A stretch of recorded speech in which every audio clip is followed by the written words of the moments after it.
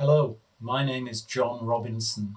This video is principally addressed to postgraduate taught students, and its main theme is why we're unable to offer a so-called safety net to you.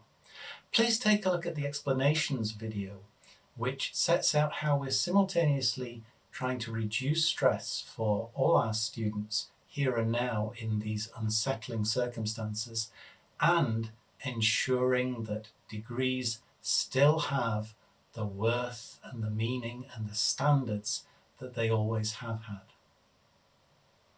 Also, by all means, look at the undergraduate video explaining the safety net. The idea of a safety net is that if we can form a reliable estimate of how someone would have done across the whole academic year, we do that and then use that number as a guaranteed minimum for the year average. How do we do this? Well, we've thought quite hard about this and looked at possibilities from trying to find a whole year of equivalent work, 120 credits of activity for undergraduates, 180 for postgraduates, or something less than that. And we've decided we need half a year to form a reliable estimator, which in the case of postgraduate taught master's students is 90 credits. At undergraduate level, the 60 credit estimator that they're entitled to works by taking everything they've done already this year and topping up with something from the previous year. At postgraduate level, what can we do? Well, our programs are very diverse. There are some postgraduates who have not yet had any assessments at all, and therefore there's nothing to go on. In other programs, because of the choices that we offer, different students have got different numbers of credits in the bag, so to speak. They've had assessment for different amounts.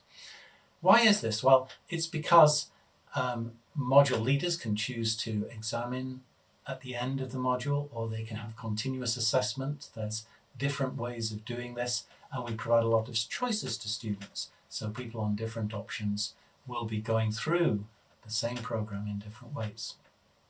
So there are programs where we have someone with 60 credits, say, and someone with 20 credits.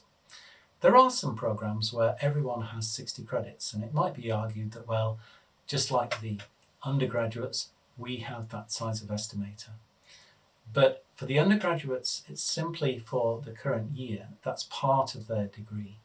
For postgraduates, because this year is your only year, is the full degree, that makes it even more important for us to use a larger, a wider, at least a 90 credit estimator. Now, this is just scratching the surface of the issues.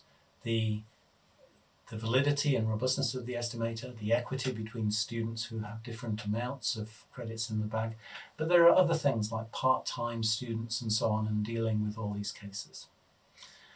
After very hard analysis, we've decided that we can't offer a safety net for postgraduate taught students. So what that means is that we have to concentrate on finding other ways of reducing anxiety where we can.